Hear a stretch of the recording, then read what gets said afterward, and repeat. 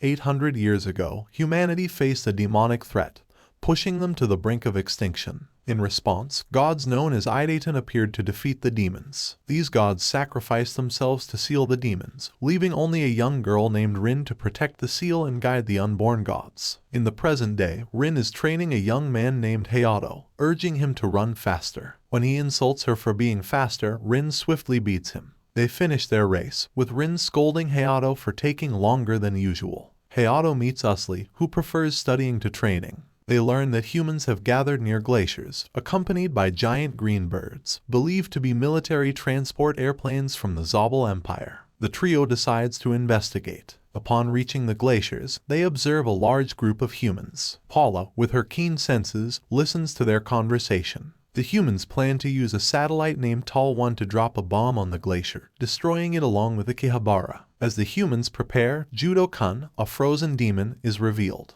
Paula relays this information, and Haato wonders how the humans knew about events from 800 years ago. Usli suspects Ubami, who may not be human, but a demon working to revive demonkind. Judo breaks free and attacks, causing Ubami to celebrate. Paula and Haato engage the demon but struggle. As Judo-kun attacks them, Ubami realizes they are Idaten and considers if they've grown weaker during peacetime. As the battle unfolds, Haato kicks Judo-kun, temporarily incapacitating the demon. Paula intervenes but is severely injured. Judo-kun nearly crushes her before Usli, who had been pierced through the chest, rescues her. Despite their injuries, Usli explains that demons are powerful but can't match Idaten's speed and agility. When Haato returns, he defeats Judo-kun, killing the demon. Usli notes that demons seem closer to living beings than previously believed. Ubami escapes in a jet. Haato pursues him and takes it down as he wants to chat with Ubami. Meanwhile, Usli arranges for the retrieval of Judo-kun's body to prevent the Sabel Empire from obtaining it. In another location, Sabel soldiers commit heinous acts in a town-turned battlefield, further highlighting the chaos and brutality of the world.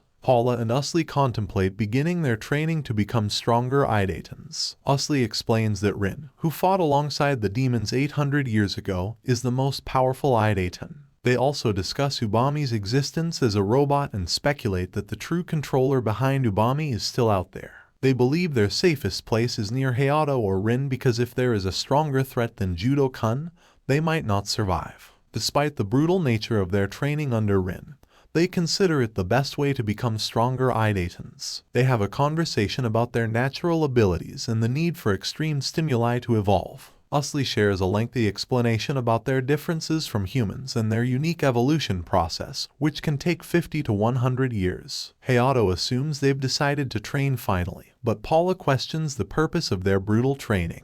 Usli suggests that the extreme training is essential for their development, as simple physical exercise won't make them stronger. Haato departs as he's uninterested in the conversation. Haato eventually discovers a small chip on Rin's body but doesn't realize its significance. Usli explains that Idatens need a desire for salvation as part of their evolution, even though they typically ignore humans. He is also curious about the demons' intentions and ponders whether there might be intelligent demons they can communicate with. Meanwhile, Piscolette leads the Sabel army and motivates them to commit acts of violence and theft. She receives a message from Dr. Ubami, but a missile suddenly targets her. Unharmed, Piscolette retaliates by tossing a tank at the enemy. As Rin concludes the training session, Paula contemplates the purpose of their rigorous training, while Haato wonders about their recovery. They continue discussing the unique nature of Idatens, their evolutionary process, and their potential role in the world. 800 years ago, Rin was saved by her grandfather from demons. He assured her that she would protect her and passed on the duty of safeguarding knowledge to her. Rin eventually undertook rigorous training to become stronger and free of fear. In the present day, Ubami shares a video of the Idatens defeating Judo-kun with the Sabel Empire's leaders. Piscolette and others are disappointed by the Idaten's strength and question their choice to remain in human forms. Ubami highlights the need to act first and presents the transmitter he planted on Haato, aiming to locate the Idatens. Paula and Usli's training under Rin begins. Rin, Haato, Paula, and Usli engage in a sparring session,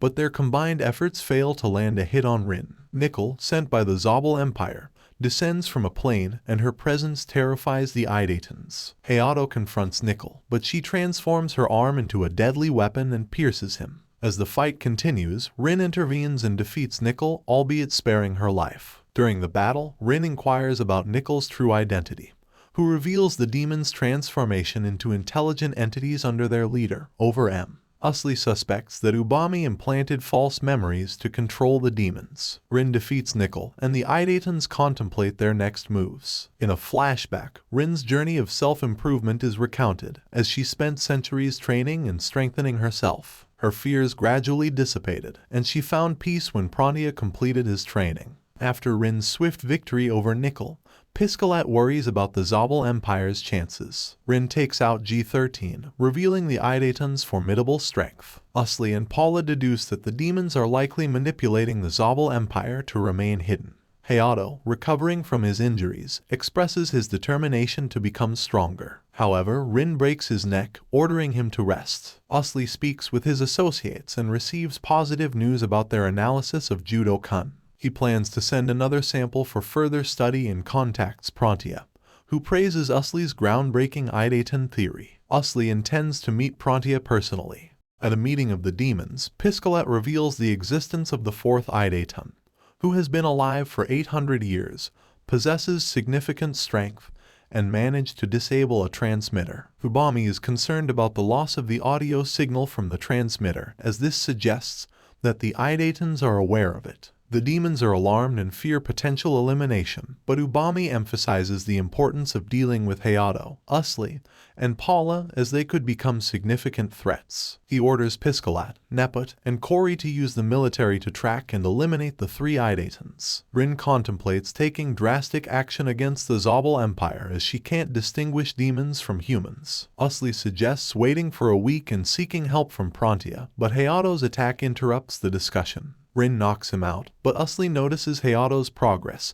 and believes that his determination has made him slightly stronger. Zabel's navy approaches Rin, but they fail to recognize her as a threat. She refrains from attacking the human military as there are too many of them, and she wishes to locate Pratia first. Meanwhile, Usli, Paula, and Haato set out to find Pratia, who possesses crucial information about the demons and their numbers. Piscalat receives a report about G13's body, but her reaction is unremarkable. She inquires about Judo-kun's body, but Ubami informs her that it couldn't be retrieved. They speculate that the Idatens might have taken both bodies for study, suggesting that the Idatens require humans for research and are likely in Haatina. In Haatina, Pratia wins a remote-controlled car race due to his newfound magical abilities. Usli contacts him and informs him that they have arrived in Zao Coast. Pratia rushes to meet them and demonstrates his magical skills to his admirers. As they prepare to leave for the meeting with Rin, Pratia realizes the seriousness of the situation when he sees Nickel's head.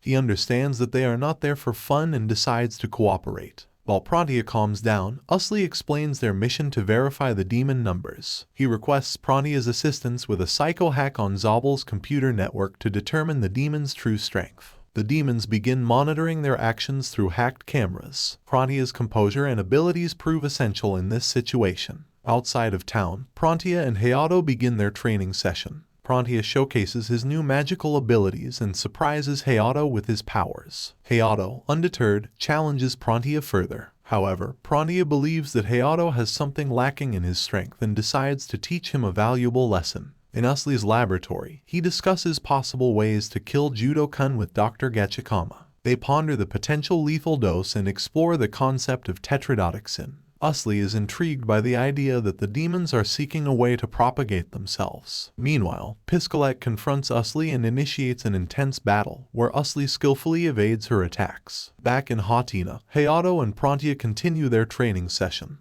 Haato grows increasingly annoyed as Pratia appears to be holding back. Their training is interrupted by the arrival of the demons, Nepot and Kori. Pratia takes on the demons, while Haato and Paula prepare to face their own opponent, Kori.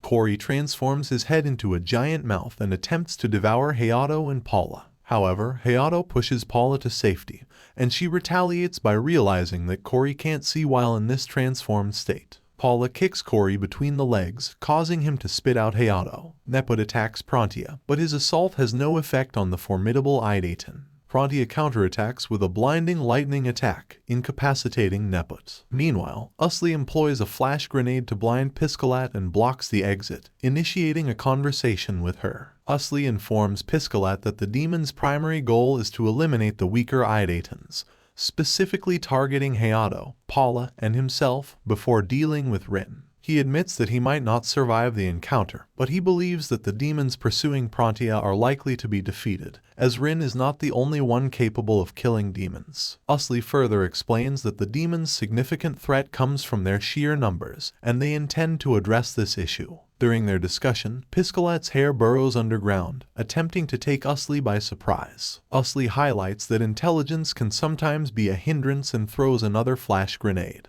In the ensuing chaos, Piscalat's shirt is torn off, causing her shame, but Usli's attacks continue. He eventually unveils a potent narcotic and aphrodisiac cocktail that infiltrates Piscalat's human brain, rendering her helpless. Usli's plan is to incapacitate her temporarily, using her intelligence against her. In the end, Piscalat is defeated by Usli's tactics. The battle between Haato and Corey continues, with neither side able to harm the other. Pratia intervenes and provides Paula with a sword, urging her to join the fight. Paula attempts to strike Corey, but he manages to dodge her attack. However, her strike causes the ground to split, surprising Corey. Pratia then instructs Paula to hand the sword to Haato, who nonchalantly tosses it aside, preferring not to win with a weapon. Subdued and brainwashed, Corey and Nepot are brought to Usli, who questions Piscalat about the demons. Piscalat provides vital information about the demons, revealing that there are 359 of them. However, only 3 demons pose a substantial threat: Brandy, Tikshita, and Yumayo. Brandy is the most powerful, while Yumayo has the ability to fuse humans and demons, creating a hybrid creature with human form and intelligence. Usli believes that the 3 demons will be valuable as spies in Sabel, but advises them to avoid Miku. Piscalat explains that Miku would quickly recognize any tampering with their brains due to their unique nervous system, rendering them unable to deceive her.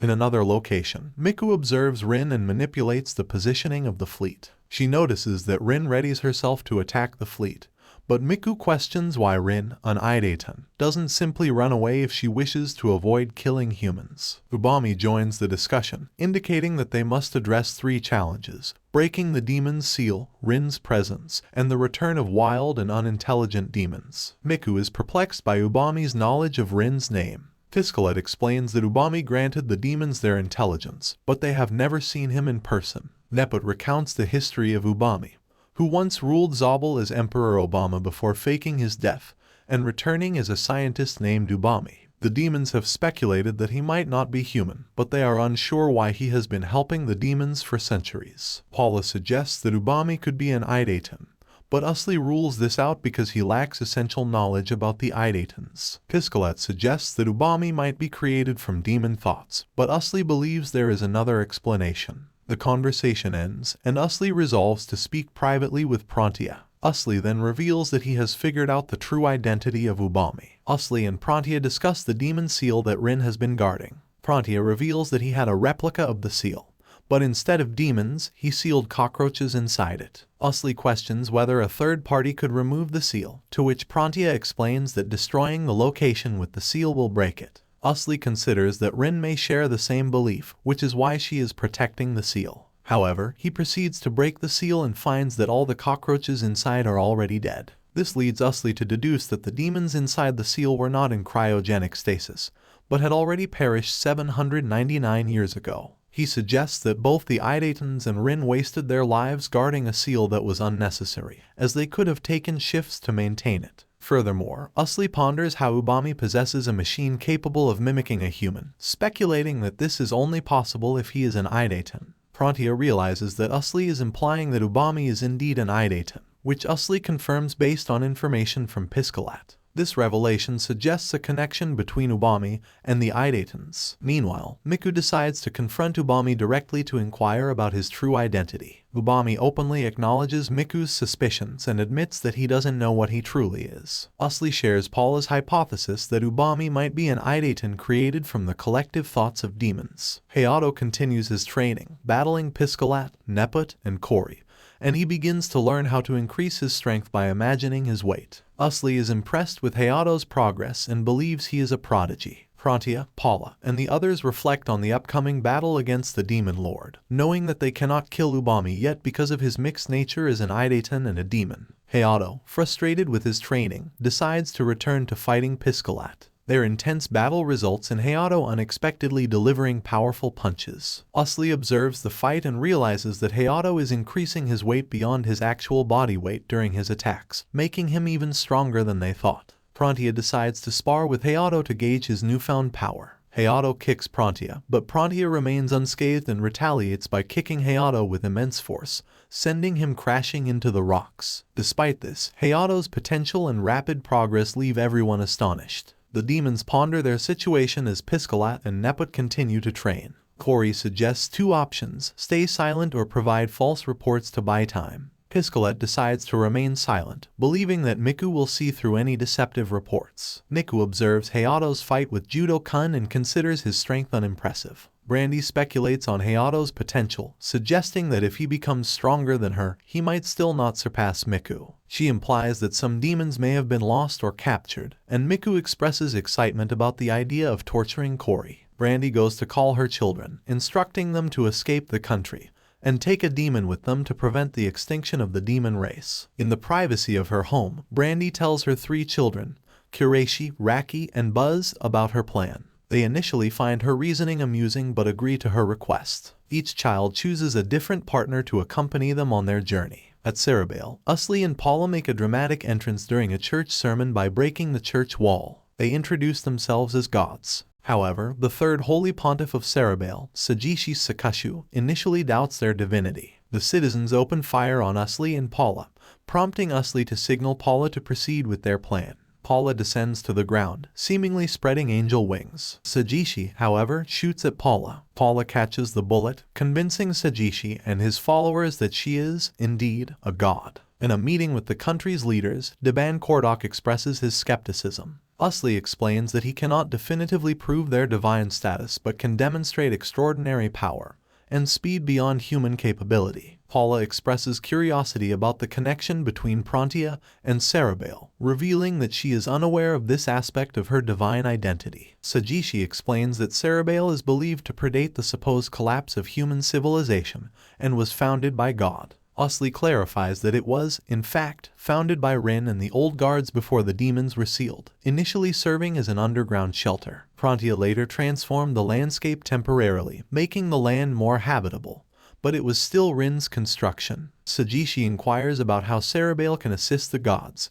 and Usli explains that the gods, including Pratia, are planning to overthrow the Sabel Empire. This will make Sabel and Haato the world's remaining superpowers, and to prevent global chaos, they are prohibiting war between countries. Sabel and Haato will provide support and aid in rebuilding Sabel. Sajishi agrees to comply with the gods' wishes while maintaining their religious activities and wealth. Miku investigates the nature of the Idatens and their unique properties. She comes to the conclusion that the Idatens and their clothing are not entirely composed of matter, and that any samples taken from them eventually vanish over time. She gives the example of taking Usli's blood, which disappears, and observes that their bodies are more existent than conventional matter. Ubami is impressed with Miku's deductions based on her short video of the Idatens fighting Judo-kun. Meanwhile, at the Sabel maternity hospital, Yumayo assists a slave woman during childbirth. Miku arrives and requests to speak with Yumayo. Haato and Pratia continue their training, with Haato making significant progress. Pratia is impressed with Haato's improvements but finds it curious that Haato hasn't realized the underlying principle of his progress. Usli and Paula return, having successfully negotiated with Sabel's leaders. Pratia ends the training, announcing that they will invade the Zel Empire that day. The Idatens visit Rin, but Pratia's nervousness prevents him from shutting down the audio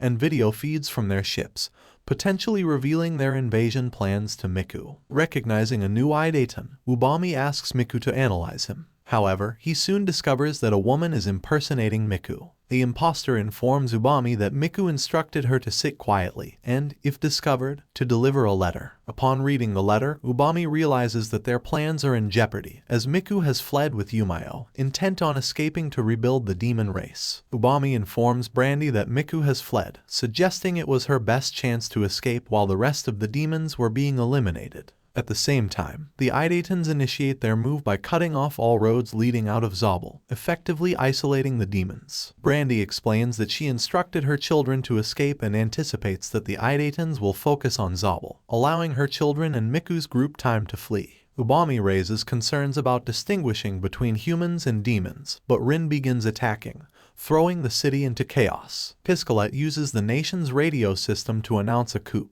urging civilians to head for the northern coast if they wish to survive. Haato calms Rin, informing her that Pratia can distinguish between humans and demons, while their role is to eliminate those who are clearly non-human. Rin faces off against Salamanda and easily defeats him, while Pratia and other Idatens actively hunt demons. Paula reflects on their mission to capture Prime Minister Bayrov, who is a talented human and can be valuable to the rebuilding effort. Meanwhile, Haato liberates some captive humans and encounters Takeshita, who reveals her religious devotion to the gods. Haato confronts Takeshita and they engage in battle. Takeshita initially gains the upper hand, acknowledging Haato's impressive strength and expressing his desire for a challenging fight. Meanwhile, Rin battles Brandy's puppet creations. As Rin becomes increasingly annoyed with the puppets, she decides to obliterate everything in her path. Rin realizes that the puppets are being controlled by strings. Brandy uses another puppet to impersonate the puppeteer, successfully tricking Rin into attacking it. This maneuver allows Brandy to cut Rin's hand.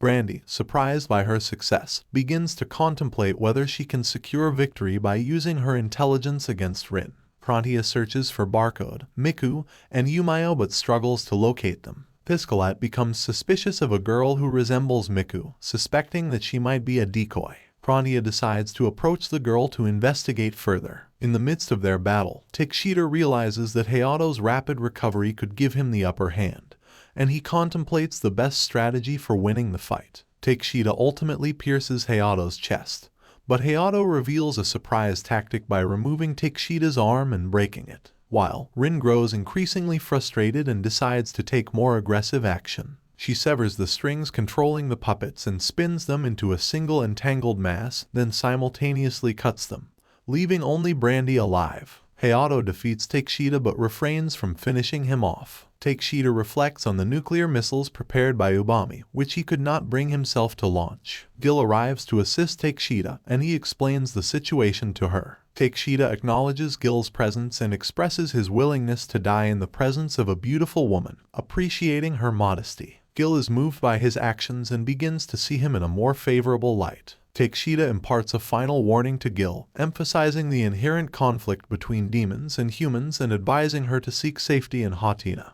Takeshita dies, leaving Gil feeling powerless and longing for the strength to protect others. A new Idaten is created in the Zel Empire due to the accumulation of thoughts, a lengthy period of time, and a desire for salvation. Haato encounters this new Idaten, who resembles Gil. As a demon attacks Haato, the Idaten rescues him and flees. Rin queries Brandy about the whereabouts of the demon lord over M, but Brandy is unaware. Rin ponders the demon lord's name and recalls other demon names given by her grandfather. Brandy recollects that Ubami named the demon Judo-kun due to its appearance and abilities. Ubami approaches Rin, expressing his desire to join the conversation. He acknowledges the similarity in Rin's fighting style to that of Suki's and recalls her past as a fragile, timid individual. Ubami inquires about Rin's sword and its resemblance to the one Suki's used. Pratia questions the Miku decoy to obtain information, but she claims to be unaware. Piscalet suggests that the real Miku may have escaped, and Usli realizes why Piscalet had been cautious of her. Neput provides an update on their progress, informing Usli that they have secured Bayrov and Barcode.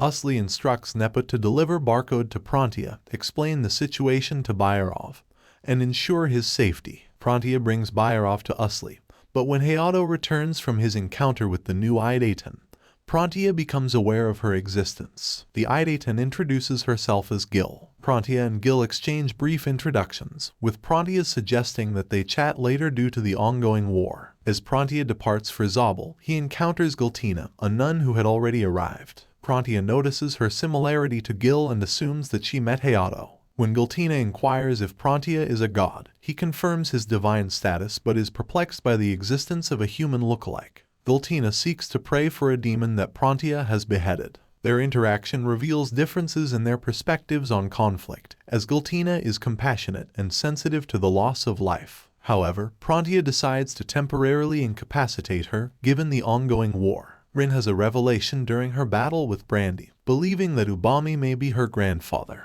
Brandy devises a strategy to defeat Rin, noting her lack of defense and her vulnerability to the impact of her own attacks. Brandy seizes Rin's sword and delivers a powerful blow that severs Rin in two, creating a massive shockwave that also propels Ubami away. Brandy intends to deliver a final strike to finish off Rin, but Rin unexpectedly grabs her by the neck and snaps it. Rin is overcome with emotion and weeps, contemplating the possibility of reuniting with her grandfather. Paula and Gil observe Rin, who has regenerated but doesn't appear to be herself, likely due to discovering the Demon Lord's identity. A military coup organized by Piscalat and Neput successfully overthrows the Sabel Empire. Tikshita and Brandy are killed, and Bayrov announces his intent to collaborate with the occupying military. 13 demons and 2 babies remain unaccounted for, including the children of Brandy, Kureishi, Buzz, and Raki, Miku, Yumayo with 2 babies inside of her, Frolandia, Meliano, Croft, and the super beefy bros. Piscalat identifies Yumayo as the strongest fighter among the missing demons, with Miku posing the greatest overall threat. They also discuss the recent incident in Fro's estate. Kureishi's extensive connections in the human underworld are highlighted, making him a potentially dangerous opponent. Pratia struggles with accessing the Demon Lord's research files but makes progress in identifying a 3-pattern genetic code in the data. Haato wishes to train with Rin, but Rin has lost her desire to engage in training or combat. Usli and Pratia discuss their efforts in locating the missing demons and training the Idatens to be more effective in combat. Croft and Raki are in hiding and use Raki's power to steal money, but they are discovered by Pratia and Usli. Miku, Merku, and Yumayo target a woman named Bonnie as their next prey, planning to live off her resources and dispose of her. Kureishi and Frolandia discuss their inability to contact the Demon Lord and decide to lay low for a few years. On a deserted island, Meliano loses her arm to what appears to be a monster. Buzz attacks, but it is revealed to be their own child, and Buzz reflects on their loss of purpose without the Demon Lord.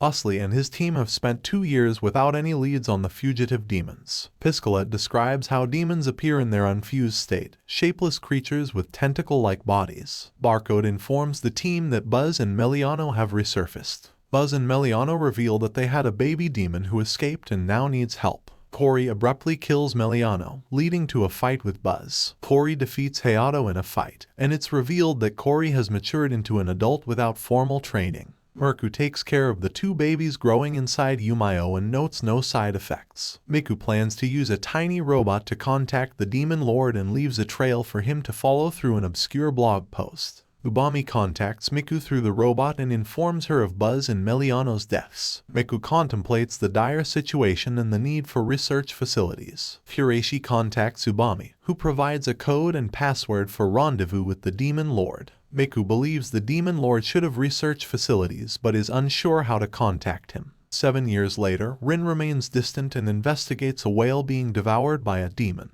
Usli and his team continue their efforts to locate the fugitive demons. Pratia follows Miku into a building but cannot find her, leaving Usli puzzled about her escape. Frolandia recalls Miku's warning that if the enemy wonders how they escaped, the demons win. Rin is unable to find a demon in the ocean but hears commotion related to Paula and Cory's training. She attacks Cory, but Paula protects him, revealing Cory is their ally. Rin is perplexed by this revelation. Haato arrives and briefly explains the situation but doesn't know why Ubami had memories of Rin's grandfather. Usli instructs Piscalat to shut down surveillance equipment on the island to prevent Miku from discovering the connection between the Idaten and Ubami. Miku realizes that Usli is the only smart one and decides they need to kill him. Piscalat cuts Usli's left arm and legs with her hair, undoing his brainwashing. Ubami is revealed to be in a soldier's mechanical body. Usli realizes that the Miku they chased was actually Ubami, and he switches faces and clothes in the building.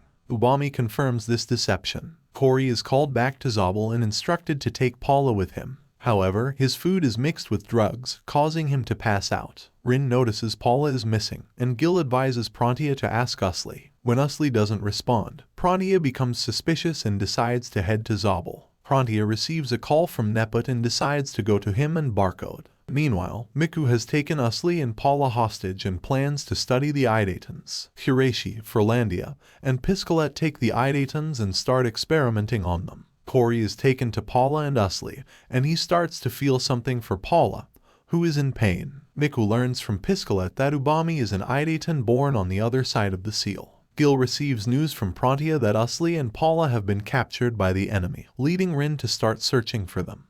Thank you for watching till the end, and please don't forget to subscribe.